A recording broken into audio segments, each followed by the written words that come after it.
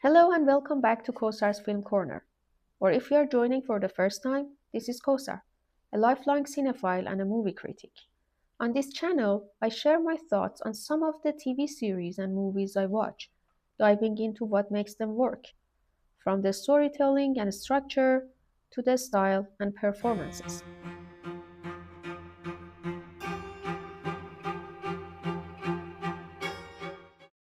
Today I'm going to talk about a show that surprised me in all the best ways, Netflix's The Residence. It's an 8-episode mystery series made in collaboration with Shondaland. And while it doesn't exactly reinvent the crime drama genre, it definitely knows how to have fun with it. It's part murder mystery, part political satire, part upstairs downstairs comedy, and it all works. Think of it as a really clever reimagining of the board game Clue, with strong writing, quirky characters, and standout performances, especially from Ozu Aduba.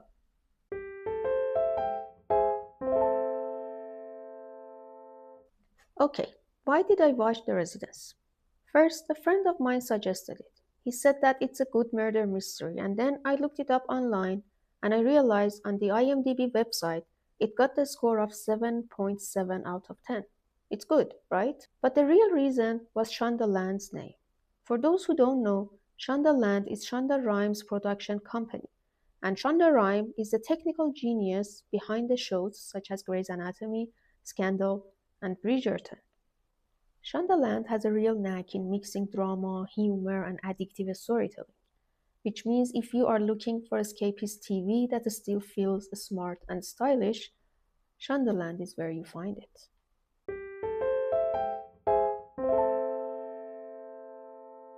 Okay, here's the gist. The residence takes place inside the White House. After a glamorous state dinner, the chief usher, A.B. Winter, is found dead.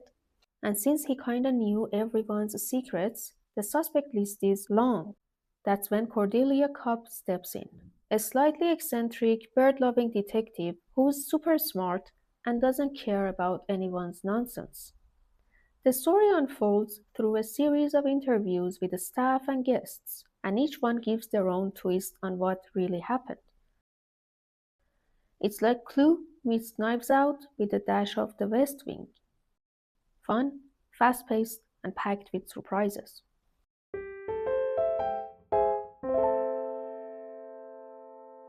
Let us talk about the main character, Cordelia Cobb.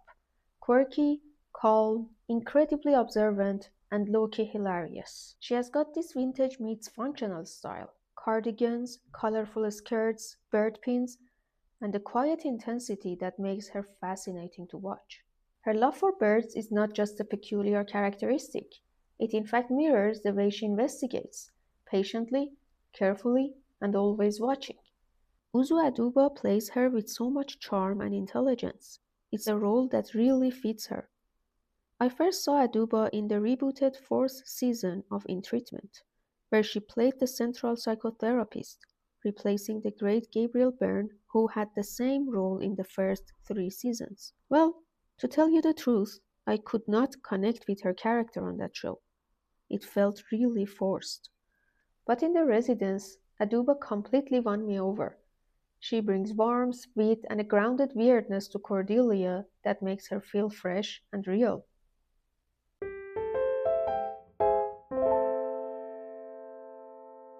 One of the really fun things about The Residence is how each episode title is a nod to a famous mystery movie or story.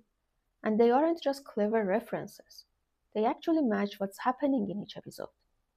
They are like little bonuses for mystery lovers who recognize the titles. Let's look at them together. Episode 1, The Fall of the House of Usher. This title comes from Edgar Allan Poe's famous and spooky story about a crumbling mansion and dark secrets, perfect for kicking off the series, since the murder of the chief usher shakes the White House to its core. Episode 2, Dial M for Murder. This one is a direct nod to Alfred Hitchcock's 1954 thriller Dial M for Murder, a film centered on a carefully plotted killing triggered by a phone call. In The Residence, the connection is more than symbolic. The entire episode pivots around a short, suspicious landline call that Chief Usher A.B. Winter receives, after which he chillingly says, "By the end of tonight, I'm going to be dead." Just like in Hitchcock's film, the murder is set in motion by a phone call, and the episode leans into the tension and foreboding that follows. Episode 3, Knives Out. This one's a wink to the 2019 Ryan Johnson movie with the same name, the modern whodunit. The tension is thick in the White House kitchen, where staff start turning on each other and personal drama boils over. Just like the film, secrets are everywhere, and so are knives. Episode 4, The Last of Sheila. Named after a 70s cult mystery movie by the same name made by Herbert Ross, about friends playing a dangerous game. Here, the episode focuses on Sheila, one of the White House figures with a shadowy past. Episode 5, The Trouble with Harry. The title references Alfred Hitchcock's 1955 dark comedy The Trouble with Harry, in which, just like in The Residence, a dead body causes confusion and guilt, but no one seems particularly disturbed by it. In The Residence, Harry Hollinger, who has been part of the ensemble since the beginning, officially becomes a suspect in the murder investigation. Episode 6, The Third One. This one is cleverly named after the 1949 noir film The Third Man, directed by Carol Reed. This episode gets twisty. Just when you think you know all the players, a new potential suspect shows up and changes everything. Episode 7, The Adventure of the Engineer's Thumb. This is a Sherlock Holmes nod. Refers to a short story written by Sir Arthur Conan Doyle, published in 1892. The story details a bizarre experience by an engineer who was hired to do a job only to suddenly be attacked. Similarly, in this episode, we dig into some staff members' personal histories and unexpected revelations. Episode 8, The Mystery of the Yellow Room, a reference to a classic locked room mystery written by French novelist Gaston Leroux, one of the first stories in the locked room murder genre. It's the perfect title for the finale, where everything comes together inside the White House, especially in the Yellow Oval Room. As you can see, the episode titles aren't just cute references. They actually help tell the story. It's like the writers left a breadcrumb trail for the mystery fans to follow, and each one adds a little extra layer to the fun. My favorite one was The Third Man. Not just because I love that movie, but because the minute I saw the title, I knew that there is going to be a new suspect in the story.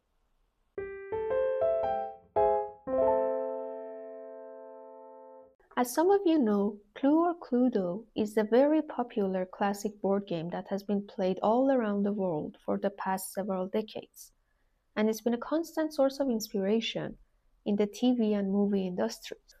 Just like in the game, characters are constantly moving from room to room, trying to figure out where the murder really happened, what weapon was used, and who did it. There are secret passages, hidden doors, and so many beautifully designed rooms that it genuinely feels like you are watching the game unfold in real time. Each suspect has their own unique personality, whether it's the intense pastry chef, the mysterious usher, or the sharp-tongued political spouse, and they all keep you guessing. Instead of just leaning into the stereotypes, the show gives everyone a bit of depth, making it feel more like a modern mystery party where play and peril coexist.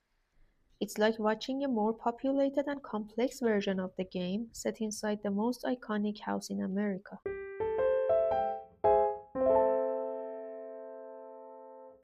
The pacing mirrors the whodunit genre at its best, dropping both clues and red herrings in clever and engaging ways. That being said, the final episode slows down a bit.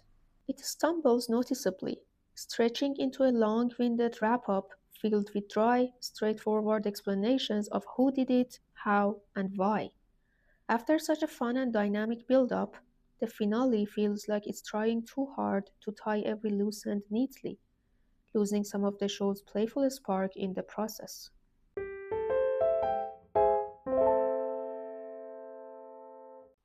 One of the funniest running jokes in The Residence is how everybody keeps mentioning Hugh Jackman as a guest at the White House, but we never actually get to see him. He's either just left the room, or he's in the other room, or he's around the corner, and it becomes this really fun, amusing gag that pops up throughout the series. It feels like the show is building up to something, maybe a surprise cameo or a twist involving him, but that moment never comes. By the end, the joke is just dropped. It's a bit of a letdown, especially since it felt so deliberately planned. Anton Chekhov, the great Russian writer, has a golden rule that says if there is a gun hanging on the wall in the first act, it should go off by the end. If not, take it down. In this case, Hugh Jackman is the gun, and by the finale, he is still just hanging there, unfired. It doesn't ruin the show, but it's one of those small things that makes you wonder wait, what happened with that?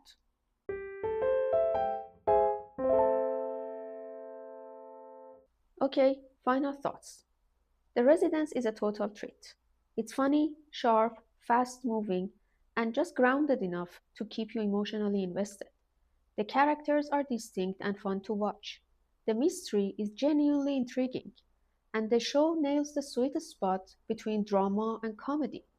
So if you are into clever whodunits with unique personality, The Residence is just for you. Thank you so much for watching the video, and I really hope you have enjoyed it. If you did, please feel free to like it and subscribe to the channel. Also, tell me of your thoughts about the series in the comment section, about the plot, the tone, and the whole Hugh Jackman gag. I'd love to hear from you. Until next time, this is Kosar's Film Corner. Thank you.